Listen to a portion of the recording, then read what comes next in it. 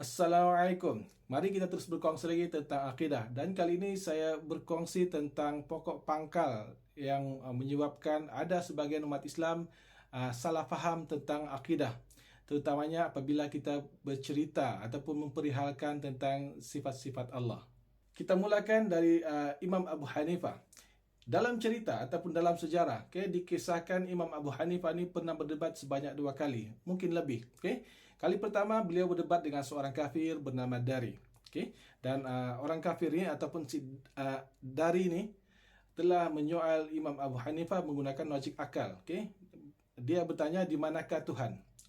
Orang kafir ini bertanya menggunakan logik akal, di mana Tuhan.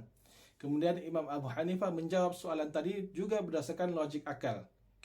Beliau menjawab, Allah wujud tidak bertempat ataupun Tuhan wujud tidak bertempat. Mengapa Imam Abu Hanifah menjawab soalan Dari dengan Allah wujud tidak bertempat? Sebab orang kafir ini Tuhan mereka ada di bumi, dizahirkan dalam bentuk patung dan sebagainya, kan?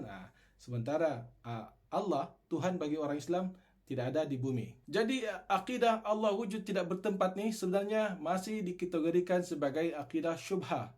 Sebab Imam Abu Hanifah menjawab soalan syubhah. Yang mana jawapan sebenar bagi di mana Allah ataupun di mana Tuhan ini adalah berdasarkan hadis jariah, iaitu Allah ada di langit. Kemudian Imam Abu Hanifah juga pernah berdebat dengan seorang ulama Mu'tazilah. Masa itu Imam Abu Hanifah menggunakan Al-Quran dan Sunnah sebagai jawapan, sebagai sanggahan kepada ulama Mu'tazilah tersebut. Hal seterusnya adalah berkaitan dengan Ar-Rahmanu ala Arsyistawa. Yang ini adalah pada zaman Imam Malik. Pada zaman Imam Malik, beliau pernah ditanya oleh penguasa pada zamannya ataupun ulil amri pada zamannya.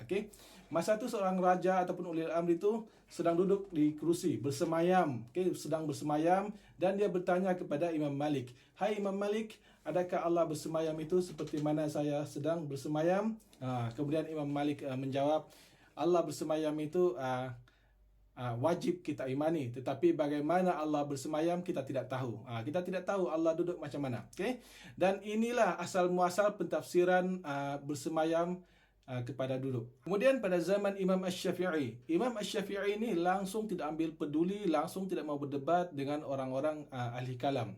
Sebab itulah hari ini kita ada mendengar mazhab Imam Asy-Syafi'i, akidah Asy'ariyah Maturidiyah. Sebab Imam Asy-Syafi'i langsung tidak ambil pot tentang ahli kalam ni. Seterusnya pada zaman Imam Ahmad bin Hanbal. Masa ni dia pernah berdebat dengan seorang Mu'tazilah.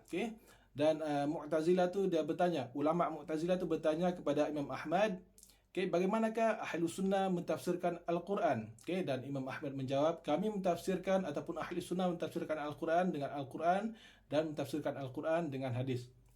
Kemudian Imam Ahmad bertanya pula kepada ulama Mu'tazilah tersebut, bagaimana pula Mu'tazilah mentafsir Al-Quran?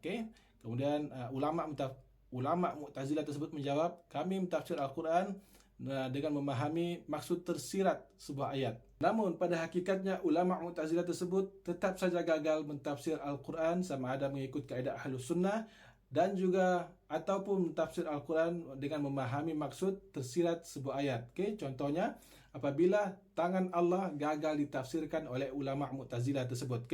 Sementara Imam Ahmad mentafsirkan tangan Allah kepada kuasa Allah. Jadi memahami ayat-ayat Allah secara literal berkenaan dengan sifat-sifat Allah seperti Allah ada tangan, Allah ada wajah, itu sebenarnya adalah kaedah Ahlus Sunnah wal Jamaah. Namun jangan kita samakan tangan Allah dengan tangan makhluk, jangan kita samakan wajah Allah dengan wajah makhluk. Dan memahami maksud tersirat sebuah ayat juga adalah kaedah Ahlus Sunnah wal Jamaah. Itu adalah kaedah bahasa dan bukan kaedah logik akal. Contoh ayat tersirat. Fahami soalan ini. Berapa ramaikah kaki tangan yang turun ke pejabat hari ini? Dalam soalan saya ni, adakah saya bertanyakan tentang jumlah kaki dan tangan manusia yang datang ke pejabat, ataupun saya bertanya jumlah pekerja yang akan datang ke pejabat pada hari ini? Sudah semestinya saya bertanyakan berapa ramai pekerja yang akan turun ke pejabat hari ini. Kalaulah memahami ayat secara literal berkenaan dengan sifat-sifat Allah itu dianggap sebagai Wahabi, percayalah, Imam Abu Hasan Al-Asy'ari itu Wahabi. Okey, Asy'ariyah itu Wahabi. Sebab disiplin Asy'ariyah adalah mengikut manhaj Imam Abu Hasan Al-Asy'ari, dan Imam Abu Hasan Al-Asy'ari ni dia berpegang kepada literal ayat Al-Quran, berkenaan dengan sifat-sifat Allah, seperti tangan Allah, wajah Allah, tetapi dia tidak membagaimanakan. Itu adalah disiplin Imam Abu Hasan Al-Asy'ari. Sementara Imam Abu Mansur Al-Maturidi, dia mentafsirkan ayat, dia memahami ayat Al-Quran sesuai dengan maksud tersirat sebuah ayat. Dan di antara Asy'ariyah dan Maturidiyah ni memang ada perselisihan. Yakni Asy'ariyah tidak menerima takwilan, sementara Maturidiyah pula tidak menerima kaedah memahami ayat secara literal, terutamanya berkaitan dengan sifat-sifat Allah. Jadi bolehkah kita mengikut manhaj Imam Abu Hasan Al-Asy'ari dan Imam Abu Mansur Al-Maturidi?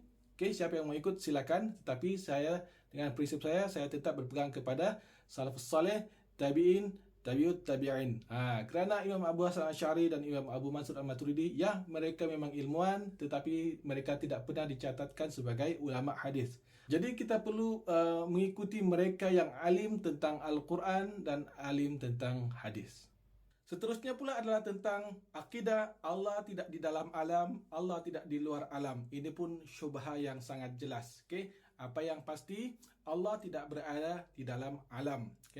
Sebab apa yang ada di dalam alam ni, dia perlulah diciptakan, dia perlulah dilahirkan, dan perlulah tumbuh seperti tumbuh-tumbuhan. Begitu juga di alam syurga, di akhirat. Perlu dimasukkan ke dalam syurga ataupun perlu dimasukkan ke dalam neraka.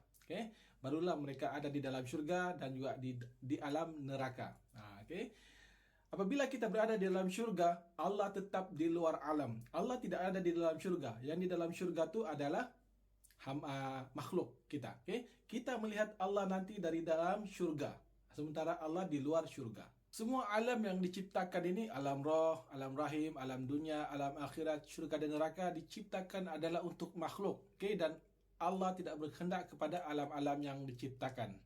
Adakah Allah tu di luar alam? Yang itu wallahu a'lam. Tidak ada hujah tentang itu. Samalah juga dengan halnya kalamullah. Adakah Al-Quran itu kalamullah ataupun makhluk? Dan kita Ahlus Sunnah wal Jamaah, kita berpegang kepada Al-Quran itu adalah kalamullah semata-mata kerana ia disebut di dalam Al-Quran. Ya, kalau kita fikir secara logik akal, apa saja selain Allah tu semuanya makhluk. Tetapi Al-Quran ini disebut oleh Allah dalam Al-Quran sendiri sebagai kalamullah.